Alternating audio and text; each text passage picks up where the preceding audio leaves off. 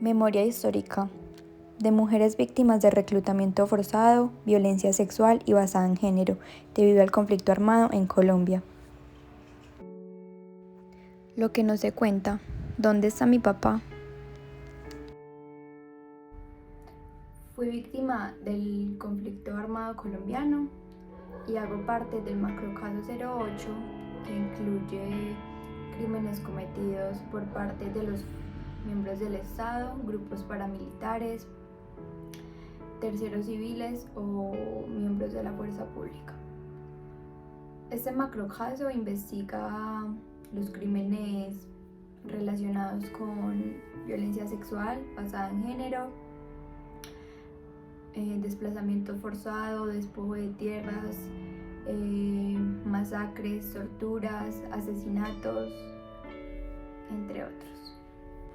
Actualmente me dedico a hacer oficio, a planchar, me buscan para eso, porque no puedo tener un trabajo estable por el niño, y pertenezco a una asociación de víctimas. Lo que me pasó, se puede decir que me pasó cuando tenía 15 años. Yo vivía en una finca con mis papás, ellos eran los mayordomos de esa finca, y yo tenía que ir al colegio todos los días a pie. Quedaba más o menos a 1 hora de donde vivíamos. En el pueblo, la guerrilla y los paramilitares se metían a veces para las casas y la gente tenía que darles los mejores chivos, las mejores gallinas, y ellos se los llevaban. Y también había lugares donde se llevaban las mujeres para hacer fiestas. Más de 50 años de conflicto armado devastaron al país y dejaron millones de víctimas. Cuando yo me iba para el colegio, muchas veces ellos se me atravesaban por el camino. Yo me iba con mis compañeras y ellos nos preguntaban que para dónde íbamos y nos empezaban a molestar, y a mí me daba mucho miedo. Entonces yo llegaba a mi casa y le contaba a mi papá, y él se asustaba mucho y me decía: mija, no les pare bolas, cuando ellos le digan algo usted quédese calladita. A veces mi papá nos acompañaba al colegio o mi mamá, pero como ellos tenían que cuidar la finca no podían siempre, y por ejemplo ya habían sucedido varios casos de que dejaban a la gente ahorcada o la aporreaban solamente porque no le querían dar lo que ellos quisieran de las fincas. Bueno, mi mamá, a pesar de estar en la finca, ella también vendía minutos, y pues supongamos que esa gente llegaba a poner 10.000 de recarga y no le pagaban a ella, entonces a ella le daba mucha rabia y ellos se daban cuenta de eso, entonces le decían que si quería perder eso o quería perder más, entonces a ella le tocaba quedarse callada porque a ella le daba miedo que nos hicieran algo a nosotros. Las mujeres se convirtieron en esclavas sexuales de los paramilitares, guerrilleros y agentes del Estado, muchas de ellas siendo violadas masivamente. Un día les dejaron un aviso a los dueños de la finca diciéndole que si los mayordomos o cuidanderos no se iban, que no respondían.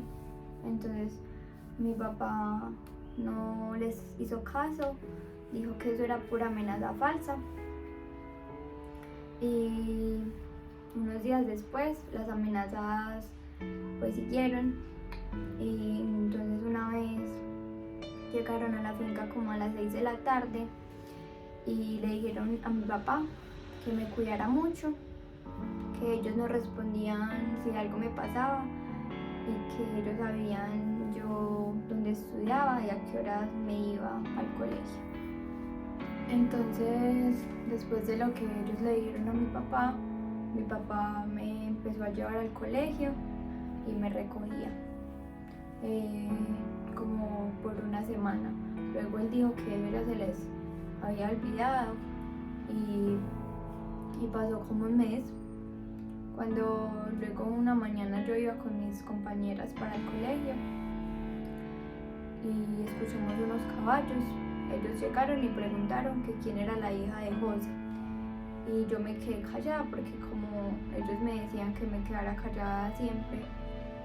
Y luego mis compañeras dijeron que era yo y ya me llevaron para una finca. Eran 2 caballos y 4 hombres y ellos me dijeron que me iban a llevar donde mi papá, pero yo pensé que sí me iban a llevar donde él, pero no, me llevaron para esa finca y ya mis compañeros le fueron a contar a mi papá lo que me pasó. Yo estaba muy asustada y en el camino estaba llorando y me decían que porque estaba llorando si todavía no me habían hecho nada, que no me iba a pasar nada que no quisiera y se burlaban de mí. La investigación de varias organizaciones de mujeres da cuenta de un registro de por lo menos 2 millones de mujeres abusadas en tan solo 2 de las 5 décadas de guerra. Yo solamente pensaba en cuando mi papá iba a venir, yo tenía esperanzas de que él iba a ir a esa finca. Esa finca estaba abandonada, solamente habían unos hombres armados ahí. Ellos me amarraron las 2 manos a una silla, me hicieron quitar la ropa y me pusieron como un traje verde.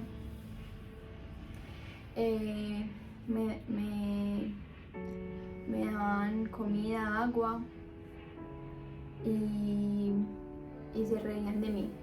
Ese día, como a las 6 de la nochecita, me volvieron a dar comida y agua y yo no les quise recibir y se las tiré. Yo solamente les decía que quería a mi papá y a mi mamá y ellos me decían que los habían matado y que también me iban a matar a mí si seguía así de rebelde. Bueno, esa noche me abusaron de mí, no fue solamente uno, fueron como 4 y yo solamente era una niña. Y duré más o menos un mes ahí secuestrada, pero para mí fue mucho más tiempo. Mi papá me fue a buscar, pero él no me encontró por ningún lado. Y después de ese mes, ellos fueron a buscarlo a él y le dijeron que si quería saber de dónde estaba y lo llevaron para esa finca. Cuando mi papá llegó, lo amarraron, lo pusieron a mi lado y él me miró y yo lo miré y ya con mi mirada él supo lo que había pasado. Entonces él se alteró y dijo que si me habían hecho algo, que era capaz de matarlos y dejarse matar él.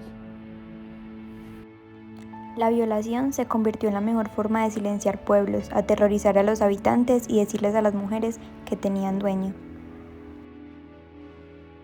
Yo lloraba con todas mis fuerzas porque pensaba que lo habían matado.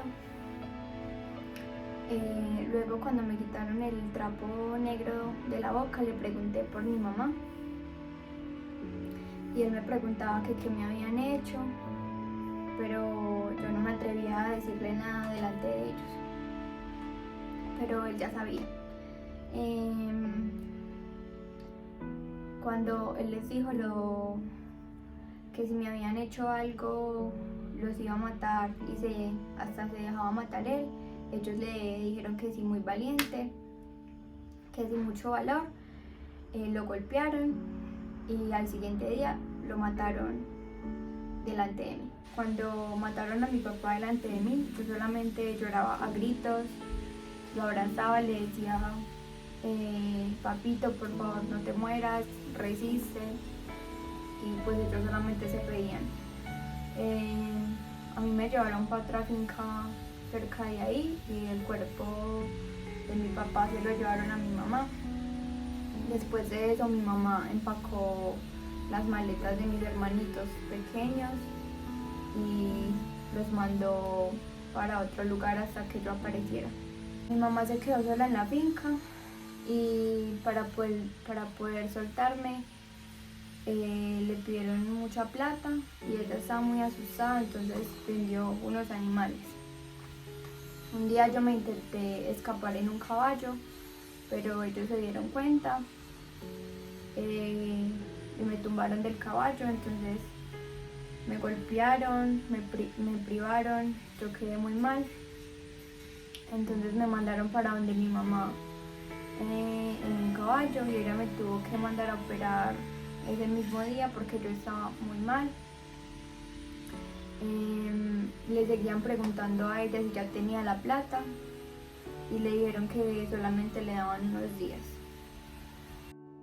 La violencia sexual fue tan letal como las balas, tanto en la selva, los llanos, las costas, los montes y varios rincones de Colombia.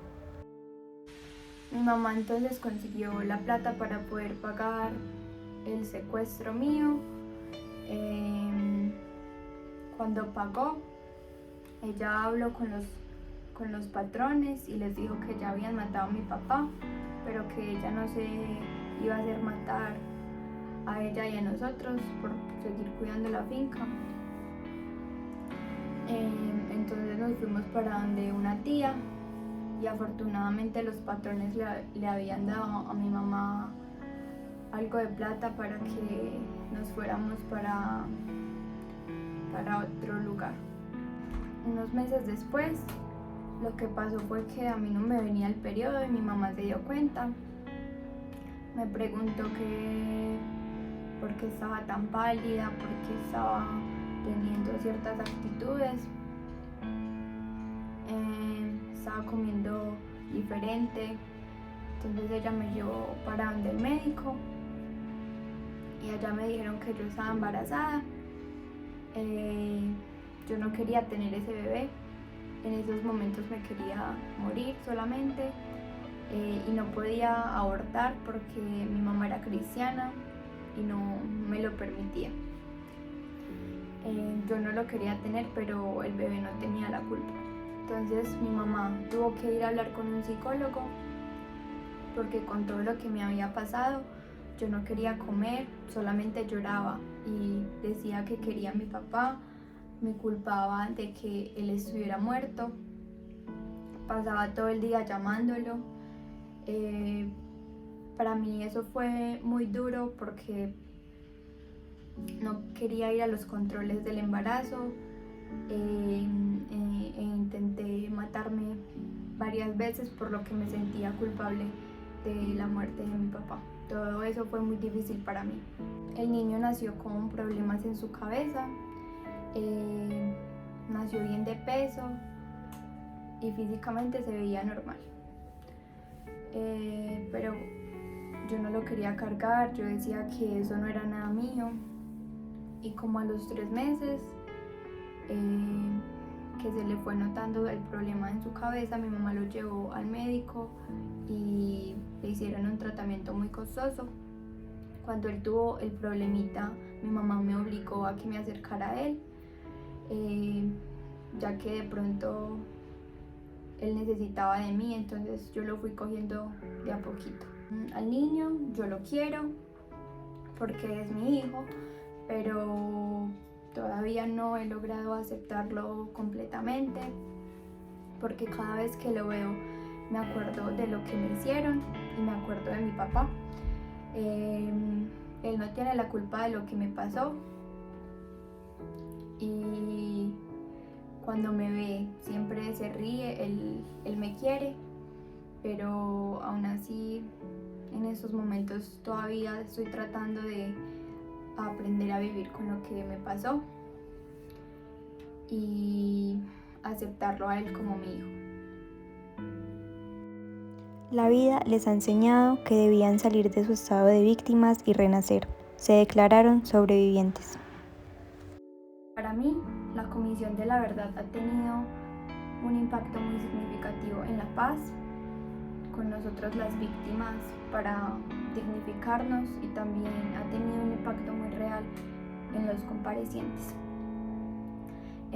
Gracias a la comisión se ha permitido que nosotros las víctimas seamos apoyadas, entendidas, escuchadas y sobre todo reparadas. Y nos ha dado la valentía para contar nuestra historia una y otra vez por sus espacios de escucha, de reconciliación, de diálogo. A través de eso ha sido posible reparar tanto daño y que podamos perdonar sin necesidad de un deseo de venganza, ya que Colombia lo que necesita es paz y no más venganza. El informe final propone un punto de partida para el diálogo nacional, y también estoy completamente de acuerdo con las medidas que propone para prevenir y no repetir otra vez la crueldad de la guerra en el país. Tanto la Comisión de la Verdad como la Jurisdicción Especial para la Paz nos han dado la oportunidad de ser escuchadas, como ya lo mencioné, dándonos la oportunidad de que contemos nuestras vivencias, dolores, angustias, preocupaciones, y que al mismo tiempo el compareciente, que fue el que nos hirió tanto, nos escuche, nos pida perdón, y que a través de ese acto, que es voluntario, nos pidan perdón y ellos recapaciten y reflexionen sobre lo que hicieron en el pasado, buscando así restablecer las relaciones de nosotros, de las personas que sufrimos de esto en la sociedad. También, después de todos los procesos de diálogo que nos han ayudado a reparar un poco nuestro daño, me parecen muy válidas las medidas implementadas por la jurisdicción,